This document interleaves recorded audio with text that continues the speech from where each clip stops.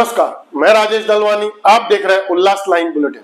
त्या शास्त्रज्ञाला ते लोक किती नालायक आहेत, 3 दिवस झाले त्या शास्त्रज्ञाची किती इज्जत करायला पाहिजे। असे लोक आपल्याला भारतात परत भेटणार आहेत का? हे लोक गेल्यानं परत भेटणार आहेत का?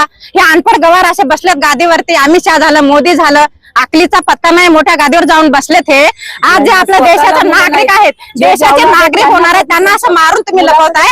आज माझ्या मुलीला विचारलं मी, बाई तू परीक्षा देते का? ती डायरेक्ट म्हणते नको मग, मी असे जरी मारताय तर कशाला परीक्षा देऊ, बरं आपला प्रायव्हेट जॉब आपला बस झालं ना। अरे तुम्ही लेकरांचं शिक्षण घेताय, त्यांच्या डोक्यात हे भरवताय की अन्याय करा अन्याय, बना गुंड नालायक। कुठल्या अशा लोकांचा खूप निषेध करायला पाहिजे, सर्वांनीच करायला पाहिजे। ज्यावेळेस हे लोक 500 रुपये तुमच्या दारात घेऊन येतात ना, हे 500 रुपये तुम्ही त्यांना द्यायला पाहिजे। नालायक लोकांना लाज वाटतात, मोर्चा घेऊन निघतात। द्या वोट, कशासाठी वोट पाहिजे तुम्हाला? हे असं मुलांना मारण्यासाठी? यानंतर हे शिका, ज्यावेळेस तुमच्या दारात 500 रुपये घेऊन येतात ना, तुम्ही येऊ नका म्हणून आम्ही तुम्हाला 500 रुपये देतो। आज जर एक इंजिनियर, डॉक्टर, कलेक्टर बनले तर भीक मागायची गरज आहे का आपल्या लोकांना? कळत नाही, 500 रुपये गोड वाटतात त्यांना घेताना। जय भीम, जय संविधान। नरेंद्र मोदी होश में आओ, होश में आओ, होश में आओ, अमित शाह होश में आओ, होश में आओ, होश में आओ। अमित शाह तेरी तानाशाही नहीं चलेगी, नहीं चलेगी, नहीं चलेगी। नरेंद्र मोदी तेरी तानाशाही नहीं चलेगी, नहीं चलेगी, नहीं चलेगी। भाजपा सरकार मुर्दाबाद, मुर्दाबाद, मुर्दाबाद। तानाशाही भाजपा सरकार मुर्दाबाद, मुर्दाबाद, मुर्दाबाद। त्याचा खून बहाणारा भाजपा सरकार मुर्दाबाद, मुर्दाबाद, मुर्दाबाद।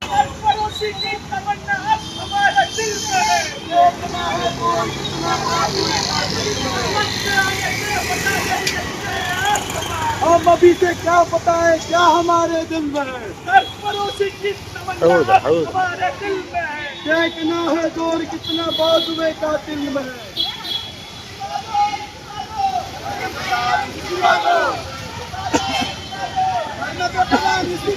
मोदी तेरी गुंडागर्दी नहीं चलेगी, नहीं चलेगी। मोदी तेरी गुंडागर्दी नहीं चलेगी, नहीं चलेगी। अमित शाह की गुंडागर्दी नहीं चलेगी, नहीं चलेगी। आरएसएस की गुंडागर्दी नहीं चलेगी, नहीं चलेगी। पुलिस की नहीं चलेगी, नहीं चलेगी। शिक्षणाच्या हक्काचा नाही कुणाचा बापाचा, शिक्षणाच्या हक्काचा नाही कुणाचा बापाचा, शिक्षणाच्या हक्काचा नाही कुणाचा बापाचा। रोड का वजह से नष्ट हुआ। आज 25 से अधिक बच्चे लोग, नौजवान बच्चों को उनका बिली हुआ, वो हम उसका केंद्र सरकार का निषेध करते हैं। उसका मद्देनजर रखते हुए जो कांग्रेस पार्टी का नेतृत्व में जो आंदोलन चल रहा था दिल्ली में, उस आंदोलन में जो सोनम वांगचुक ने जो महान साइंटिस्ट है, देश का शान है, उनका साथ जो अमित शाह का जो पुलिस ने जो निर्गुण जो करामत किया, उनको किडनैप करके लेके जाके उनको बंधक करके रखे ले, उसका भी हम निषेध करते हैं। उसका विरोध में परसों का दिन 20 जुलाई को जो पार्लियामेंट हाउस के ऊपर जो विद्यार्थियों ने जो बाबा साहब अम्बेडकर का जो वारिस उनका जो बनाया हुआ कानून का रिकॉल करने के लिए, हमें देश को बचाने के लिए हमारा नौजवानों ने जो पार्लियामेंट हाउस के ऊपर जो रैली किया था, उस रैली में दिल्ली पुलिस ने ऐसा तांडव मचाया गया। दिल्ली पुलिस का अलावा आरएसएस गुंडों ने उस रैली में घुसकर बच्चों को ऐसा पीटा, आपने भी देखा होगा।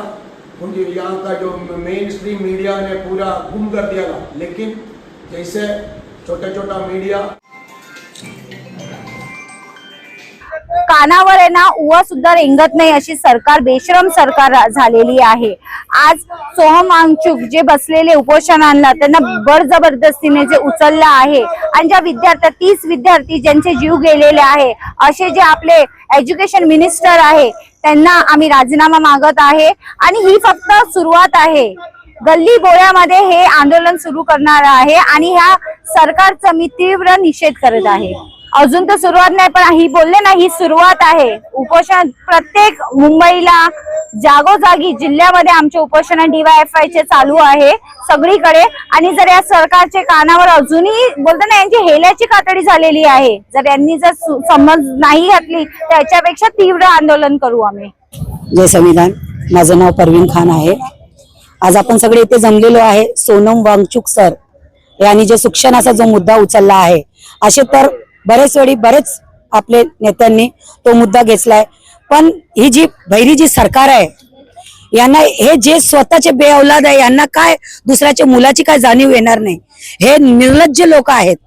ह्या लोकांनी ज्या पद्धतीनं छोटे 13, 14 वर्षाचे मुलांचे यांनी हातपाय तोडले, तो आज व्हिडिओ बघितला ना तर जीवाचा असा थरकाप होतो की असे पण निर्लज्ज लोक असू शकतात समाजामध्ये.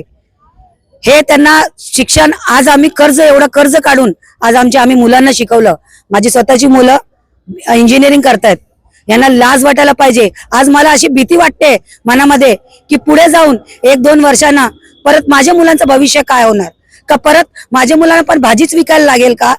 या देशामध्ये काय एवढी पण यांची हे नाही की तुम्ही शिक्षण देऊ शकत नाही तर तुम्हाला त्या कुर्सीवर बसायचा काय अधिकार आहे. तुम्हाला लाज वाटायला पाहिजे त्या कुर्सीवर बसताना. धन्यवाद. उल्लास लाइन बुलेटिन को सब्सक्राइब करें, बेल आइकॉन दबाएं और देखिए उल्लास लाइन बुलेटिन की न्यूज़ सबसे पहले आपके मोबाइल पर.